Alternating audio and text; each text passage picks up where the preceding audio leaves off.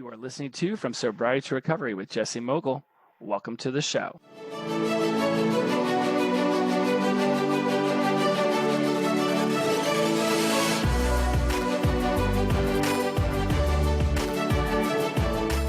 Welcome back to From Sobriety to Recovery. I am your host, Jesse Mogul, and I am in addiction recovery. Once again, it is an honor and a pleasure to have you back here for the next 30 minutes or so as we discuss all things sobriety and addiction recovery.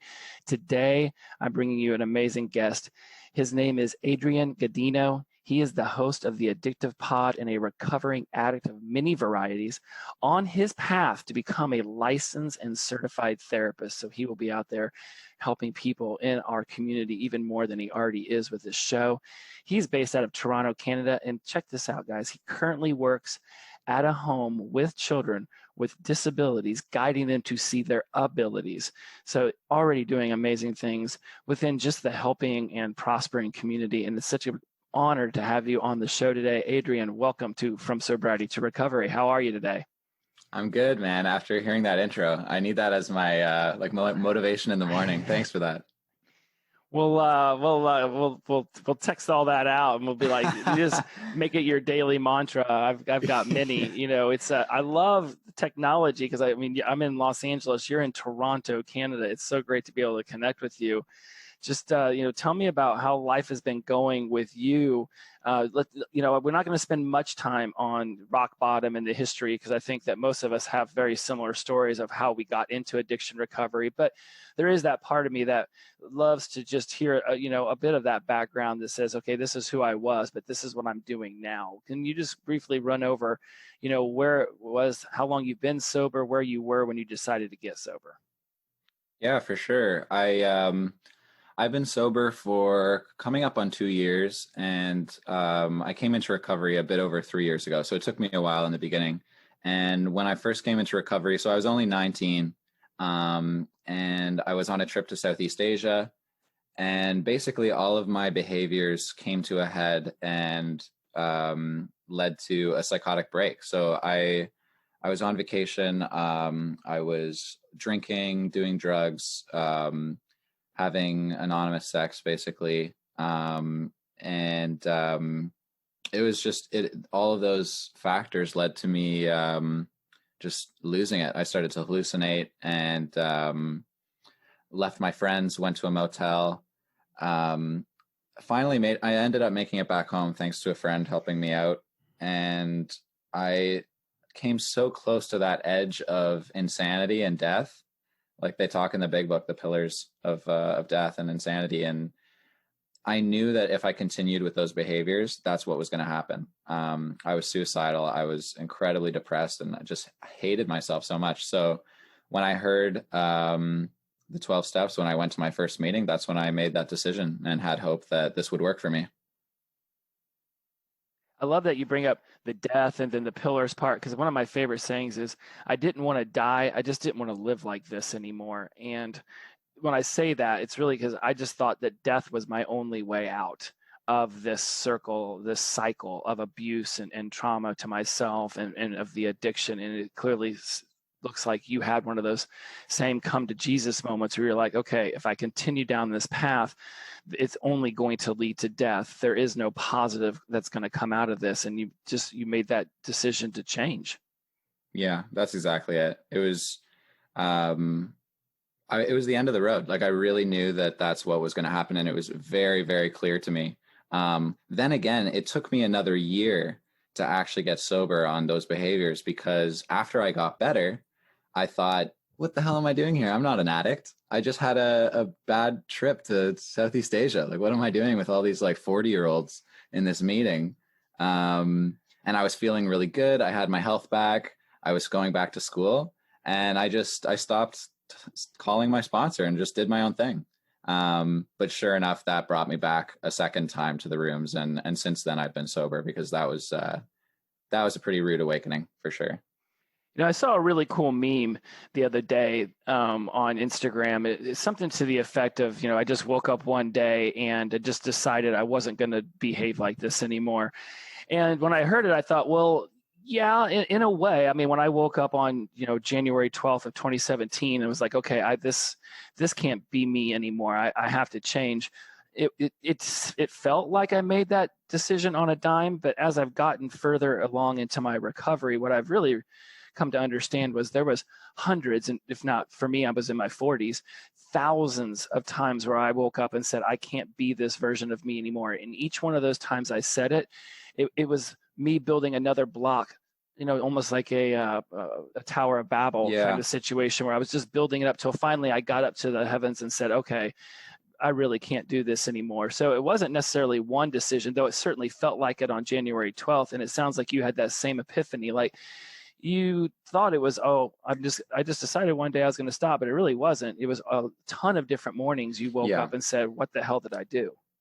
Yeah, that's exactly it. And each time was more painful because it was like, oh my God. And the thought started to creep in that was like, you can't change. You're screwed. This is who you are. This is just, you're beyond help at this point, and you can't tell anybody what you've been doing. So that it got harder the further down that year and a half of in and out of the rooms journey. It got harder each time, because the self-hatred just kept building over the failures. So man, when I see people coming in and out of recovery, like my heart just totally goes out to them. It's the most depressing period that you can go through, I think.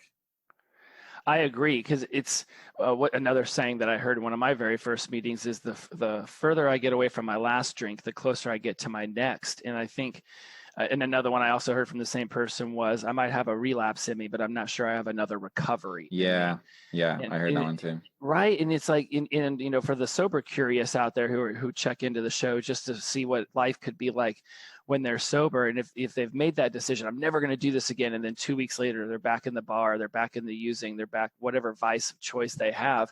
It's like there's almost like a shame that builds up, like, other people are doing it, why can't I? Clearly Yeah. I'm less than. Did you feel that in yourself, or do you see that in yourself, do you see that emotion in other people when you watch them sort of revolving door through the sobriety recovery world? Oh, 100%. Because when I picked up that phone after like 6 months of going out, and called up my sponsor, like the amount of shame of having to admit, hey, are you free to talk? Like, can we get back together? I'm really struggling. And then because I had been going through so much self-hatred and, oh, you're a loser, you're never going to get better, you almost start to assume that the other people see you that way too. So the fear was, oh, why would he want to sponsor me again? He knows that I'm a loser. Like, he knows that I'm not going to be committed and that I'm just going to fail again.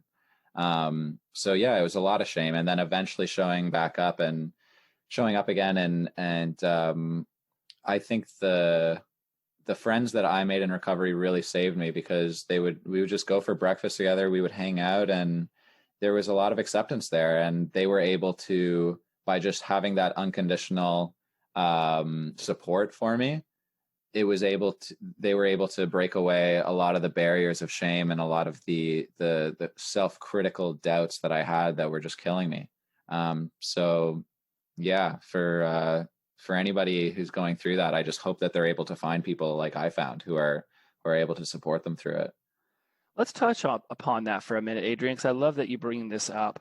When people are thinking about building their own community, talk to us about the steps that you went through about, deciding who was it that you were gonna allow in, because it's a very vulnerable space when you Yeah. get into sobriety and recovery, and you've got all of these things. Because for most of us, we weren't just addicted to one thing, even if it was, sex or drugs and rock and roll and marijuana or whatever else. But then there was also that self-loathing, that shame, that inner hatred. We became addicted to just beating ourselves up. So you step into sobriety and recovery, and you're already super vulnerable, and now you're trying to allow other people in, and they're going to influence your recovery journey to some extent. And so you have to be extremely mindful of how you pick and choose who is in your circle of trust. What were some of the ways that you decided how you were going to build your circle of trust? Yeah. Oh man. That's a really good question. And I don't think that, I didn't think through it at the time. It just kind of happened. But the very first meeting that I went to, I heard somebody share a story. He had just got back from Singapore. I was in Vietnam. I had just come back from Vietnam. Um, it just had so many similarities to mine. And the way that he described how he was feeling about what had happened was so similar to the way that I was feeling. Um, that it wasn't that very same day, but it was another time that I saw him. I went up to him and I had the I don't know if it's courage or desperation or what it was, but I just had the I was given the ability to be like, hey, my name's Adrian. What you said really resonated with me. Are you free after? Can we just go for a walk? And he was probably like, oh my God, what the hell is wrong with this kid? He looks like a mess. I better go for a walk with him so he doesn't kill himself. And so we went for a walk, and I shared my story with him as well. And I think that's really, if there was any one thing that someone needs to do to build support and recovery, it's to share vulnerably and to not let the shame cover up opening up to someone, and to actually express what happened and how you're feeling about what happened. And that's how close friendships are made. And the friendships that I made in those first couple months are some of the closest friendships I have to this day. It's really, really powerful when you can connect with someone over the same wound and the same path to recovery. It really is. And when you mentioned your Vietnam story, and then you bring up this gentleman with the Singapore story, out of college, and it took me 12 years to get out of college because the best place to hide as an addict is in college. Moved to Dallas, and I ended up getting this amazing international job. The business itself was very corrupt, but the traveling opportunities they provided me were amazing. And I got stationed in Singapore for my first 6 months working with this company. Oh, wow. And we would go to Kuala Lumpur and Indonesia, and needless to say, the alcohol and just all the mayhem ensued. And so I have my own blackout in Indonesia, wake up in Singapore story that it did not turn out well. Yeah. And it's just interesting. I'm like, oh yeah, it's like, it's something about Southeast Asia. And it still took me 10 more years to realize that my drinking was going to kill me. And Wow. I'm pretty sure I should have died there. So I love that it's, I don't know, maybe it's just symbiotic, that there's something about when we talk about these things, we realize how many of us had extremely similar situations, Yeah. and how having empathy towards one another, you don't have to have gone through what I went through, but there's a level of understanding the basic human emotions that we're going through when we become so destructive, and then being able to be vulnerable. And I think, again, this is why I love that your ultimate vision with what you're going to do with your addiction recovery goes into becoming a licensed and certified therapist, because you want to put yourself in a situation where people day in and day out will come to you looking for a place where they can be vulnerable and they can get over their pain and suffering. And you want to be that conduit to guide them to that better world. How did you come about that decision? Because it is a major decision, for your career and what you'll be around, but it's also just such a great way to give back. Yeah. And that's exactly it. It's the giving back piece that initially drew me to it. And it was also the experience of being a sponsor. I think it was only like 2 months after I finally got sober. I had been working through the steps for a year or yeah, maybe around a year. And my sponsor said, okay, you have a little bit of sobriety now, but this isn't going to stick around until you start to help other people, until you start to give it away. That's when you actually, he was a big believer in, you learn 5% of the steps by going through them with your sponsor, and then you learn 95% by actually being a sponsor. And that was just his mindset. And even though by all by any outside appearance I wasn't ready for it, he just threw me into it. It's kind of a sink or swim, and it turns out that I was ready for it, and I had a really, really good experience of sponsoring someone else. And I would look forward to it. I think that, and I still sponsor and I still look forward to it. I think hearing somebody else, talking to them on the phone or meeting them for coffee, and just having that time set aside to listening to what's going on with them, and just sharing with my own stuff about how I can relate to that, or sharing advice of how to work through the steps and see them transform. It was the most fulfilling thing that I had done in my life. And I thought, hey, if this could be something that I do not just on the weekends, but this is what I actually commit my life to doing, and it's covered by insurance, if I was a therapist, then that would be a really good thing. Um, and if I could take this beyond just the steps and actually, because I was working with a therapist at the time, if I could deal with the underlying trauma, and if I could be licensed to deal with some of these other things that a sponsor isn't able to do, that would increase my ability to help people. Um, and I think I'm actually a very selfish person. Like, it sounds selfless to want to want to be a therapist, but what it is that it's the most fulfilling thing. It's the most, for me, it's the thing that brings me the most happiness. And I don't want to be just like okay and sort of happy. I want to be extremely happy. I'm still a greedy bastard, just like I was when I was an addict. And so by being a therapist, I really think that I'll be able to get a lot of that fulfillment, and I'll be able to have the type of happiness that I want in my life. I love that. And I love how you're framing it too, because I don't find anything wrong with that, because that's one of the things that led me to becoming an NLP master practitioner and a certified life coach and all of these things. Because it's like, if you take your passion, which is something you do inwardly for yourself, and you turn it into your purpose, which is what happens when you turn it outwardly for the rest of the tribe. Mm-hmm. Yeah. When people say, well, what you're doing is really for yourself. I'm like, well, yeah, in a way, because there's nothing that makes me happier than when people reach out and say, you've been an integral part in guiding me through this process. And I don't know what I would have done if I hadn't found you. I'm like, that's, if one person says that, then I mean, that if just one person says that, I feel like, okay, then the whole point of starting the podcast and coaching people, I won. One person's life has changed, therefore I changed the world. That's so cool, man. And I almost forgot that about the NLP stuff. That's really cool, because one of my first therapists was a life coach, and he helped me more than anybody at that point. It was incredible. I love that you mentioned there's like so much to unwrap from what you had just said, but I want to go back to the sponsor aspect, because I've had some of my listeners, this one from Australia recently, there were, did 3 months, I think, with her sponsor. And then the sponsor said, hey, I've done everything I can for you. I need to release you back out and, basically go find another sponsor. And there was a lot of pain that this woman went through hearing that from her sponsor, because she was expecting this person to be with her forever. And she was the very first time the woman had sponsored anyone. And so I was sitting here, and we must have Facebook messaged a ton about this. And because I went through a different program than AA, I went through Kaiser's and tons of meetings and everything, but didn't ever do the sponsor route. When what I would love to discuss is, like, how did you choose a sponsor?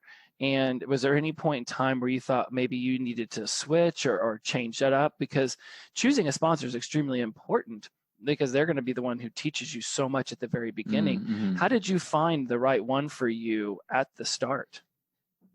Yeah, that's what happened was I was really desperate, and I had been to the meeting that I went to, the very first one. They basically said, come to 5 or 6 meetings and see if this is really the right thing for you. And so I went to like 6 meetings in 4 days or something like that, because I had nothing else to do. And I was really desperate. And around the end of that, I asked somebody there to sponsor me, and he said, oh, I'm too busy, or I have too many sponsees. And I was really I was pretty angry at this. Like, I was pretty fed up, because it blew my mind that people weren't sort of fighting over each other over who could be a sponsor. And so I left that meeting. I went to another one, and when it was time for sharing, I literally said, hi, my name's Adrian. I've been in recovery for 6 days or something, and I really need a sponsor. If anyone's available, please talk to me. And then this other guy in the meeting, when he shared, he said, hi, I maybe I shouldn't say his name, but he knows who he is if he hears this. And he said, hi, my name is so-and-so, and I'm available to sponsor. If anyone needs a sponsor, talk to me after the meeting, which I thought was kind of funny, but he had his reasons for it. Like, he didn't want to be the one approaching me and selling me on it. He wanted me to make that first step and to actually talk to him, which is what I did right after the meeting. I went and talked to him. So it's not like I was super careful about who I chose to sponsor me and thought about it for weeks and weeks and talked to them and interviewed them, and gave them like a test to see like who would be the right one. It was like, I need a sponsor now. This guy's available. Okay, he says yes, and I'm going to start working the steps with him. And I don't know if I got lucky or if just the steps work on their own and who the sponsor is maybe doesn't matter as much. I'm not sure. I'd have to think more about that, but that's sort of the answer to your question. I basically went with who was available. And that was that. When I talk to people about step work, and I've done a lot of research into it, and there's definitely, the more I discover about it, the more I'm like, I'm very intrigued, and definitely I know for a fact at some point in my journey I will do the step work, because it just seems like such a fascinating awakening. And I've heard people say that once you start working the steps, they just start to work. Yeah. And it's the guidance that comes from someone else who's gone through it, but it just comes down to how much effort are you putting into it and what's your mindset going in. And it sounds like you just went in with the mindset like, this is what I'm doing now, and come hell or high water, I'm going to figure this out. This gentleman's ready to take me on this journey. Let's go. Yeah, and it was there was no time to lose here. Like I don't know how to stress this enough. I was waiting for a psychiatrist to admit me to an inpatient program.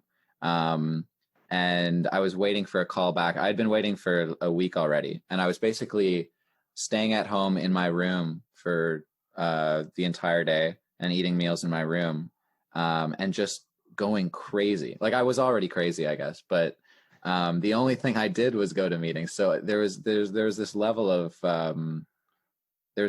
desperation, and there was also a degree of hope, because step 2 came to believe that a power greater than us could restore us to sanity. And I was insane. Like, I really understood that I was insane. I had that amount of awareness, and yeah, if if other people could find whatever this power greater than themselves is, and if they could be restored, and it sounds like that's what was happening based on what people were sharing in the meeting. So I was like, this is what I have to do. Fuck the psychiatrist that I'm going to go to an inpatient program. Like, my greatest fear is to be locked up in an insane asylum, or to stay in a psych ward. That would be my greatest fear, because I visited someone when I was younger in a psych ward. So that was the level of desperation that I had at the moment, which is why I kind of leapt at the occasion to have a sponsor. I love that you go back to that beginning where there was just the fear of, whether it be the psych ward or what was the next thing you were going to do. Because it takes me back, Adrian, to mine when I checked in to Kaiser on that Monday, and they had stuff throughout the day. And I'd only left just because my house was like a mile away, and I'd go home and I would just sit there, and my first month was just the detoxing, and it was so painful, and I would just sit there in my bed and just shake, and hot, cold shivers. And then, as soon as the meeting was an hour out, I just would drive back to the hospital and just sit in the room, and other people would trickle in, and we just start talking. Like, I just didn't want to not be there. I just wanted to be around other people. And the 2, 3, 4, 5-year people who had already started doing their AA or doing refuge recovery, the things that they were talking about, it sparked my brain. I was like, wow, there is just so much to unwrap here. This is so awesome. I thought it was just going to be go to a meeting, go home, and life would be the same. It's not. There's so much more you can do if you just get involved. So what are these? Is the Kaiser meeting, is that something like that's a free resource that you could go, or was this something you had to sign up for? How did that work? It's a great question, because when I used to have HealthNet, and when I broke my leg on August 13th of 2016, and that was if there was a beginning part to my final, and we'll talk about this even more when I do your show, there was a beginning to my breaking point with the straw that broke the camel's back. It was breaking my leg skydiving and then tearing my meniscus and my LCL the next week playing football. Ooh. I ended up laying in bed for 3 or 4 months and just drinking myself to death. And I had HealthNet, and they treated the leg injury horribly. And so my sister checked herself into rehab in October. And so I started looking at what the best hospital in LA was that had an addiction awareness, addiction recovery program, and it was Kaiser. So I changed my insurance, which was a pain in the butt to do. But so I started planning months ahead for my upcoming sobriety. So I was already in the Kaiser system. And so when those days leading up to January 13th started to approach, it was a no-brainer to finally call them and check in. And then, they had meetings at 11 a.m., 9 a.m., 1 p.m. They had relapse prevention classes at night. They had alcohol awareness classes on Tuesday. It literally, for the first 6 months, I felt like I was there 3 times a day, just all the time. If I wasn't working and I wasn't laying in bed healing, I was there. And so it wasn't free. I had to switch my insurance over to them. But, and then they had meetings that were like AA. They even had AA meetings there that I attended, but I wasn't in the mindset to do steps. I just wanted to hear what they were talking about. So I don't really consider myself having ever done AA. But it was, when people say, I needed a structure, I needed a system, Kaiser provided one to upteenth degree, and I don't know what I would have done without them. I mean, AA or Refuge clearly would have been a great help, but I mean, they could get therapists, and I mean, it was it was nonstop. They were in it. I was demanded. It wasn't like, oh, you can just come if you please. No. Yeah. You want to be in this program, you will be at these next 17 meetings in the next 5 days. Yeah. Wow. That's awesome. That sounds really good. I wonder if they have that in Canada, because I mean, I'm not one of those people who will say like 12 steps is the only way. It worked for me, but of course, other things are going to work. And I think 12 steps don't work for a lot of people. And the defining factor might not be, it's probably not the program, but more about what that individual is bringing to it. And I know that when I found the 12 steps, I had the desperation and the drive to do whatever it took to get better. And I had faith that it would work. I really firmly believed that if this guy could do it, like I could do it. And did you find that with your recovery as well? Like you had those 2 elements when you found Kaiser? Yes. Knowing other people had already followed this path and it had worked for them led me, it's that mentality like, well, if this just worked for one person, then it can work for me. I just need to commit to it. And when I started going to Refuge Recovery, I think in the fall, so it would have been right around August of 2017. And I started going to Refuge. I love the idea that it was Buddhist based, and I'd done a lot of Buddhist readings just because of Eckhart Tolle and Alan Watts and people like that. And so when I got into Refuge and they started having us go over the 4 truths, it's very similar to AA, although I don't think Refuge people would like me saying that. I just think, to me, I knew enough about both to realize there was a connection, because one's Buddhist and one's Christian based, and I love the beauty of them both. Both programs are amazing for what they've helped people achieve. But I say all of that because I got into Refuge because football season was coming around, and in America, American football is huge, and that was my trigger.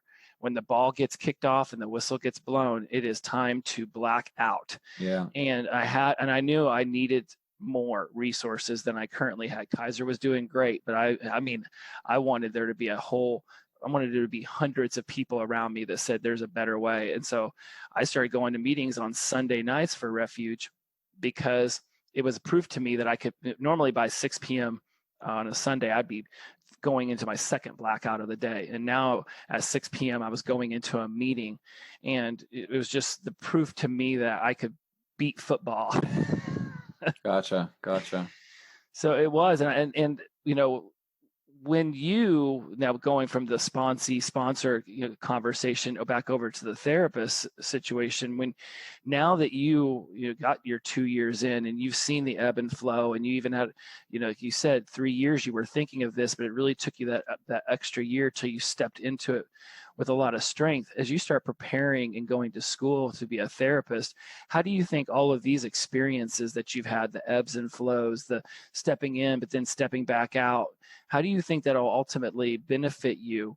And I ask this question because I really think a lot of people forget that there is no failure. It's just a little bit of feedback. It's just progress. And they think, well, I've already quote unquote fail twice at getting sober, it's Mm-hmm. not going to work for me. But it does. It can work for you at any point in your life. You just, again, commit and step into it and have faith. What has it been like for you to take your lessons of, again, quote unquote failure, but really just progress, and be able to put those into yourself and to be able to one day show other people that doesn't matter how many times you come through, we're ready to help you when you're here?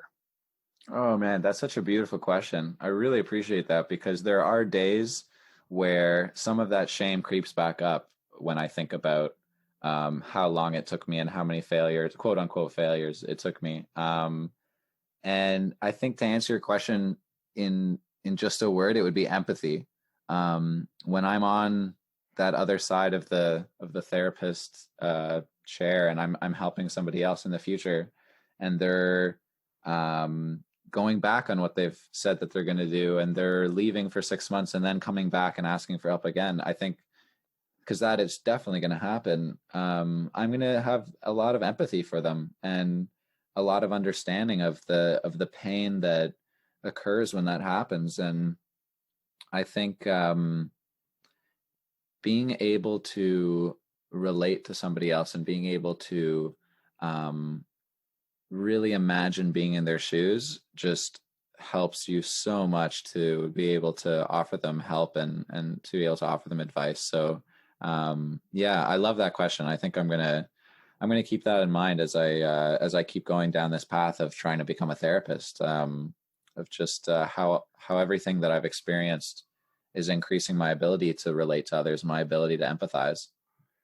And I love that you have this approach and this connection with the word empathy, because I've talked about empathy before on the show, where I don't need to have gone through your particular situation, Adrian, Mm-hmm. to empathize with you. When empathy comes from understanding what basic human needs, what basic human emotions have been violated that got us into this position to begin with. So it can be safety, uncertainty, needing variety, love and connection, being kicked out of a tribe, being rejected by those that you love. Like, even somebody in Syria running away from a war-torn world and being stuck on the shores of the Mediterranean Sea trying to get across.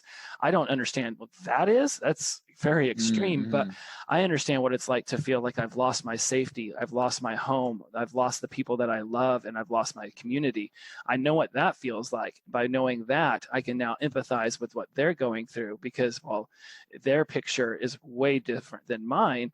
The basic human emotions running through them are very similar. And that's where I think people get stuck up on that word empathy. They're like, well, I don't know what Adrian went through, so how can I empathize? Mm-hmm. You can understand the basic human emotions, shame and grief and rejection. We all got suffering. That's what makes us so human, is that we all have gone through suffering, and that's usually what leads us down the path of addiction.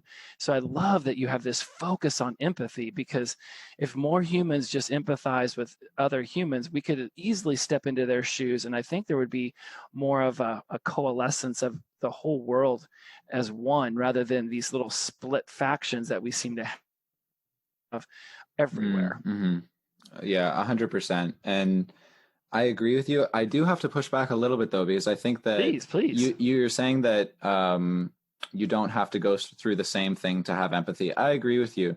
I do think though that when it comes to addiction treatment, it's a lot better to have a specialist who has gone through something similar to be treating you. So, for example, somebody who is fleeing Syria and experiencing the trauma of war, I don't know if I would be the right therapist for them. I could definitely have empathy for them, but I would rather that they find somebody who has experienced something similar to that degree of trauma. Or let's say someone has an eating disorder. I've never struggled with an eating disorder. I can have empathy for it. I can understand some of the similar causes that might be underlying it, that underlie my addiction. But I would refer them to an eating disorder specialist rather than attempt to treat them. Do you agree with that, or do you think that? Oh yeah. I love that you're going deeper on the word empathy here, because I think where I was going was just as a human having empathy for others, and knowing what that could feel like. But I absolutely agree. Like I get people who will reach out to me and they'll have heroin or crystal meth Yeah, addictions. And because I never did heroin or crystal meth, I don't think I'm the right person to be able to help them, because my issues were LSD and cocaine and ecstasy and alcohol. And so I absolutely agree. When you start to go deeper and you start looking for that specialist who's really going to be able to bring you back up into that person you were always meant to be, I definitely think if somebody would reach out to me and say, I've got an eating disorder, I don't know that. So I don't think that I wouldn't have that same story of waking up at 3 a.m. and going in mm-hmm. and binging and purging. So I absolutely agree that when you start to dive deeper and you start looking for a specialist to help you, getting that person who's walked that same path, I do believe is extremely important. Yeah, I think so. It's tough. You're never going to find someone who's exactly like you and has the exact same experience, but I think the closer you can get probably will result in the better outcome. But yeah, no, that's such a beautiful question though. I really appreciate you asking that about the framing things as lessons rather than as failures. I think that's really, really important for anybody or everybody does fail, but anybody, especially in addiction recovery, to reframe their past like that is so important. And that's one of the specialties that neurolinguistic programming has taught me. It's that how important languages are, that the languages Mm-hmm. that we use, like even how much emphasis I put on quote unquote failure, and it's progress, it's feedback, it's these languages that we're using in our heads, and the way we describe ourselves and the labels and the identities that we attach ourselves to. We did this in such a negative way in Mm, addiction for so long. It's extremely important to me that we start to reframe how people saw themselves and realize you learned an amazing about how not to live life. And so yeah. many of us have a lot of talents that came through our addiction that we tend to say, no, I'm going to put that whole part of me behind. I'm like, but you learned how to balance your money, or as well as you could, you balance your life while suffering through so much. Let's take all of those talents and skills that you used to just put towards making it through a day, and now let's put it towards, expanding your life. Yeah, I agree 100%. And one of the ways that I reframe, or one of the words that I use to describe it, is that like my addiction saved my life. I really do think that at a certain point I would have taken my own life if it wasn't for the coping mechanism that I had in addiction. And I've talked to a lot of people with similar stories, and I think it's a good way to reframe it because it undoes a lot of the negativity and a lot of the shame around it. And instead of this being the thing that destroyed my life, it's like, no, this was actually my medicine that I discovered at a pretty young age. And it was a medicine that I used to get through a lot of hard things. And it's not a great medicine. Like I'm not going to use it anymore, but I can still sort of affirm my past self for surviving and for needing to survive and needing to get through things. Does that make sense? It does. It was medicine, and then it became the poison Yeah. that led us to this. And I'm one of these. I believe that before we're brought back down onto this planet, that we pick what challenges we're looking to overcome to grow our soul in this lifetime. And so since I believe that, above at some point I was like, you know what, I'm gonna choose these kind of parents, this kind of familial history with addiction. I'm gonna choose to be addicted to all of this because this is the lesson I need to learn. And I think that had I not, but I think that wherever that free will came in was that at 40 I could have said, nope, I'm good with addiction, I'm just gonna kill myself with this, and I would be dead by now. Or I could Mm, choose, right? So mm-hmm. at some point, the choice: do you keep going down the path or do you change the path? That's where I think the free will came in for me, and I absolutely believe that I had to go through all that to become this version of myself, so that my soul could grow and learn from it. And as much as I'd love to go back and change it all and care about my life at 18, I think I had to go through all this. I think this is what I chose to do in order to learn. And what are your thoughts on this is such a metaphysical kind of question. Yeah. You're going deep. I was about to say this is going. No, I love it though. I love it. Go ahead. I mean, how do you see this? I guess the easiest way to frame this question now would be, do you see what has happened to you as a curse, or do you see it as a blessing? Okay. Yeah. That's bringing it down a bit. I think I see it as a blessing for sure.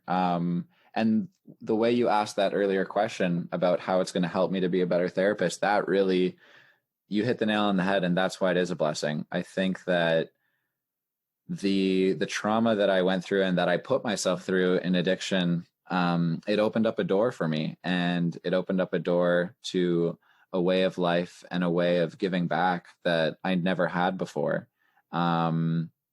And I was talking about this a little bit before we started recording, but it really strikes me, and I get a little bit emotional when I think about this, of how incredible it is to go through this healing journey, because it's not just healing for me, it's healing an entire line of intergenerational trauma and a line of suffering and using certain coping mechanisms.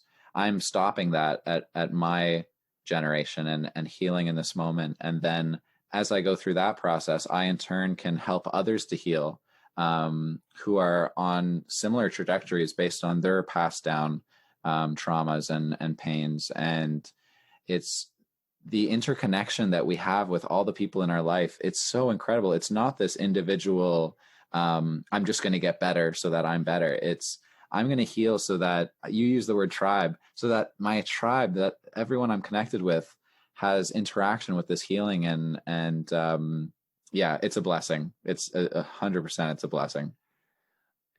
What a great, beautiful way to bring that up. And it sparks so many more questions. And I want to get to discussing your active podcast here in a second, but you're right about other people being touched by your healing. Because when I got sober, I was just like, I'm going to die if I don't. And I didn't think about how it might affect my tribe of people I went to school with. But I've since had a few of my old hardcore drinking buddies get sober.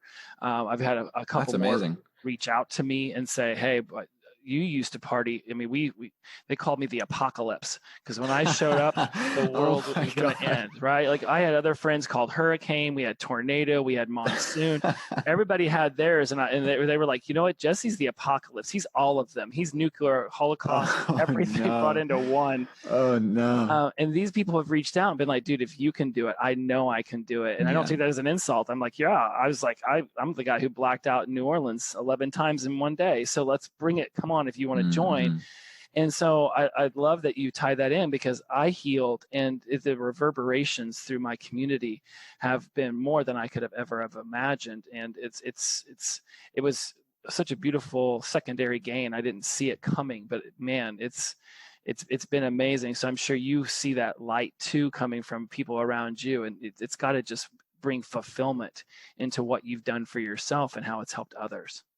Yeah, 100%. And you know, I haven't had a similar experience as you with a friend coming into recovery, but I have had experiences with family members, and yeah, it's incredible. I mean, I don't think addiction doesn't exist in a bubble. It's always something that affects other people, and something that's passed on or done in a group. And yeah, it's really cool to see the effect of the decisions that I've made in the last few years, and just see the ripple effect. It's amazing.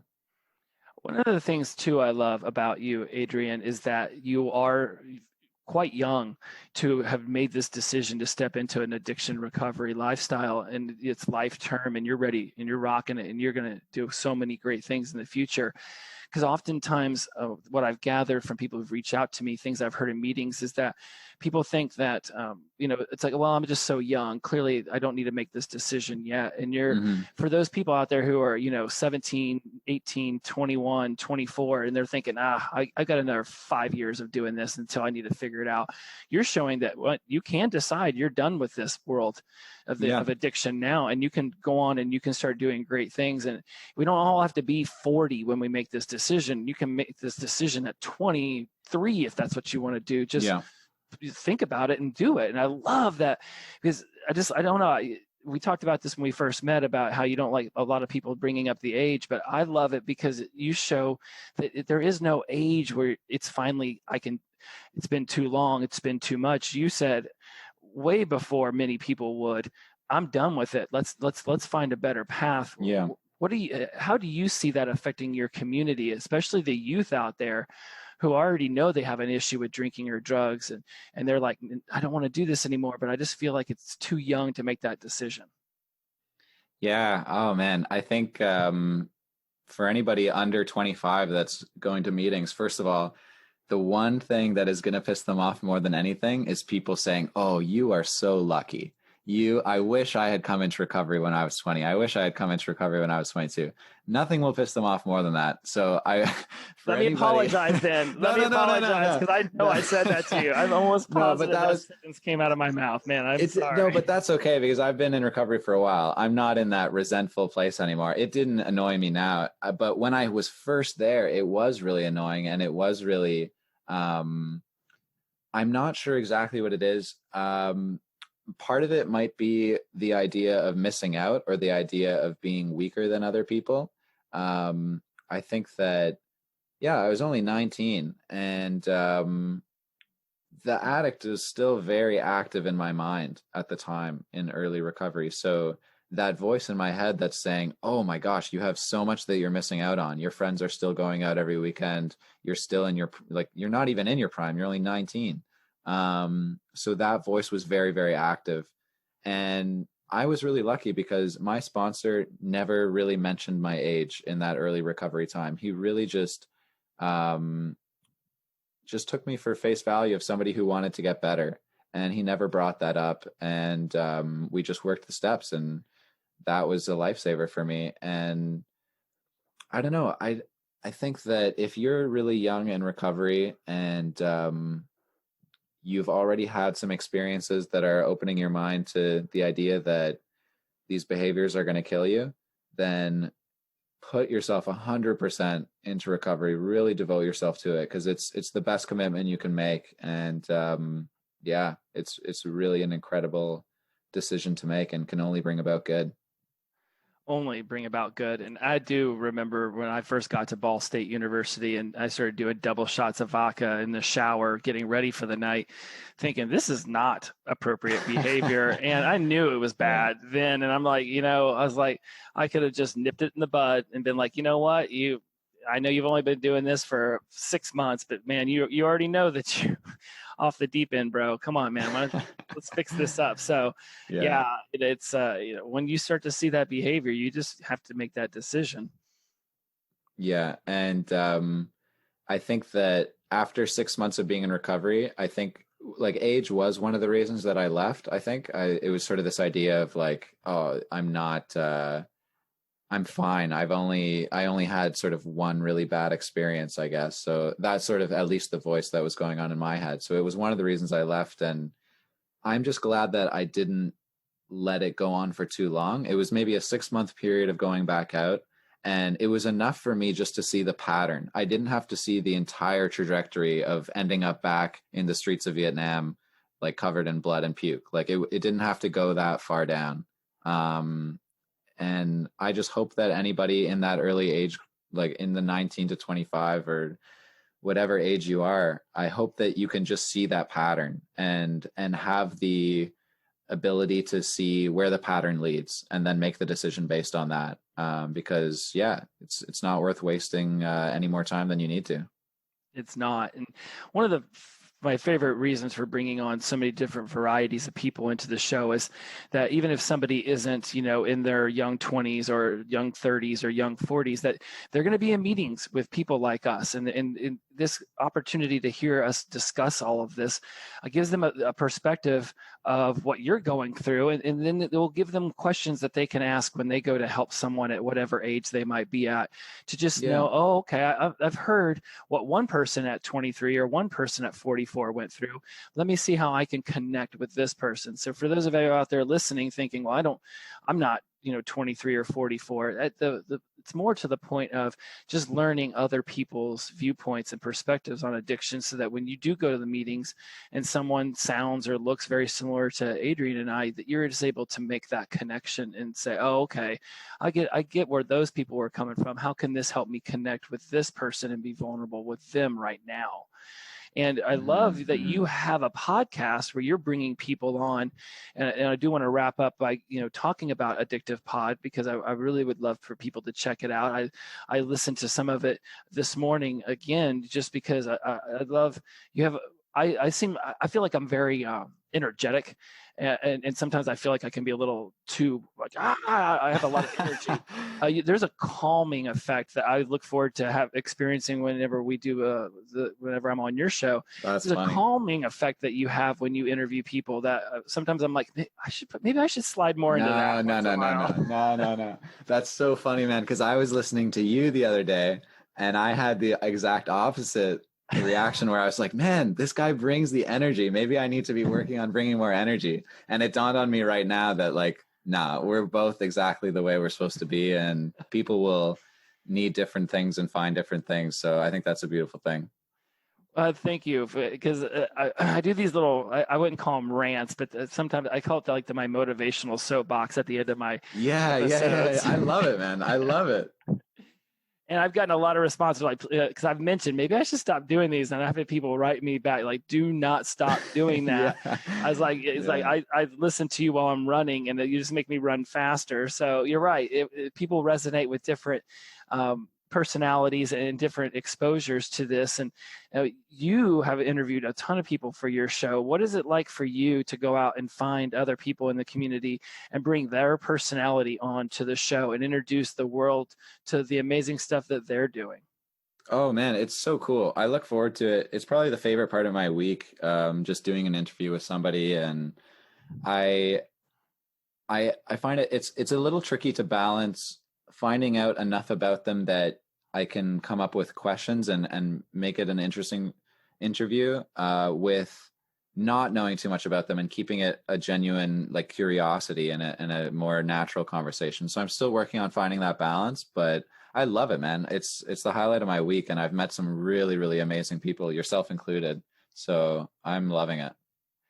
What are if there was a theme to what you're trying to express with the Addictive Pod, what would that be? What is the primary message? What is it that your goal when people come to listen? What is it that you're hoping they take away? I think the primary message would be the shared experience of two things. The shared experience of what causes the addiction, and the shared experience of what it takes to recover and to transform your life. And so I hope that anybody listening to my podcast, whether they're a heroin addict, an alcoholic, a binge eater, a sex addict, a gambler, regardless of what their coping mechanism is, I hope that they can listen to an interview and find those commonalities, find that shared experience, and take advice from it and grow with that, and apply it to their own lives and help them recover. That's really my core message, and my core hope is that it helps other people to recover. That is the coolest answer to that question I've gotten in a long time, man. I love that. Funny. Because it is, right? Whether you go to NA or AA or whatever the meeting it is, sometimes they get secular and nope, you're addicted to alcohol. You can't be in the NA meeting. And it's when they come to your mind show, it's like, no, man, doors open. Whatever you've got, you can find a commonality. You don't even have to look that hard. If you just have to literally open up your ears, and you're going to hear a couple trigger words, and you're going to be like, yep, yeah. That's why I did what I did. Yeah, that's exactly it. And I was talking earlier about how I don't understand binge eating disorders as much, but I did a couple interviews with women who had eating disorders, and although I don't understand the use of food as much, there was so much that I related to them, and there was so much that I learned from them of how they grew from that and how they got over it. And it's really incredible. I've gotten a lot of cool feedback from people who aren't addicts as well, like people who just came across the show or heard about it. And that's been really cool, just to hear that, you know what, if you're just a average person trying to transform your life or trying to be happy, hearing some of these interviews could help you out.